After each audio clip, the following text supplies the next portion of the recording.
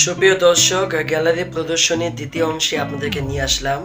তো এখানে আপনারা গাছপালায় আচ্ছাদিত একটি ফরেস্ট মানে বন বা জঙ্গল দেখতে পাচ্ছেন। আসলে পুরো জঙ্গলটি আসলে সুন্দরভাবে হাতে করানো হয়েছে এবং বনে দেখতে পাচ্ছেন যে হরিণ, বাঘ এবং কিছু পশু শিকারকারী মানুষ যারা থাকেন তাদের, এবং দেখতে পাচ্ছেন যে একটি গাড়ির মতো দৃশ্য দেওয়া আছে। তো পুরোটাই হচ্ছে আসলে কৃত্রিম, হাতে বানানো। ঠিক আছে। তো এমন ভাবে মানে করানো হয়েছে, দেখলে আসলে মনে হবে যে আসলে এটি একটি বাস্তবিক ফরেস্ট মানে বন বা জঙ্গল। খুব ভালো লাগছে আমার কাছে। আশা করি আপনারা আসলে এবং আপনাদের কাছে অবশ্যই ভালো লাগবে।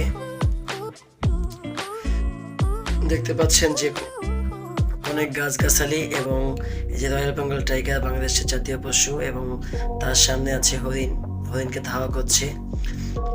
এবং অনেক গাছগাছালি যেমন কলা গাছ এবং বহু গাছগাছালি আছে। আসলে খুব ভালো লাগছে দেখতে।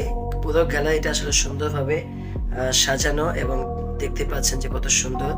তো আমরা চলে এলাম, এই যে দেখতে পাচ্ছেন একটি বড় কাচ্ছিম, বিশাল আকারের একটি কাচ্ছিম।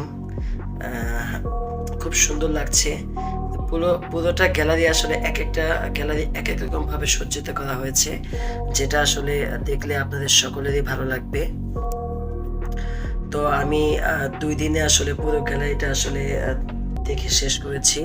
আসলে একদিনে আমার দেখা সম্ভব হয়নি। কারণ পুরোটা গ্যালারি ছিল অনেক বড়। এটা দেখতে পাচ্ছেন যে বোতল দিয়ে মানে কি উপরে যে আমি দেখতে পাচ্ছি, এটা হচ্ছে বোতল দিয়ে আসলে এই কাজটা করানো হয়েছে। খুব সুন্দর লাগছে, পুরোটা কাজই আসলে বোতলের। খুব ভালো লাগছে। আশা করি আপনারা এরকম অনুষ্ঠানগুলোতে আসলে যোগদান করবেন। আপনাদের সকলের ভালো লাগবে।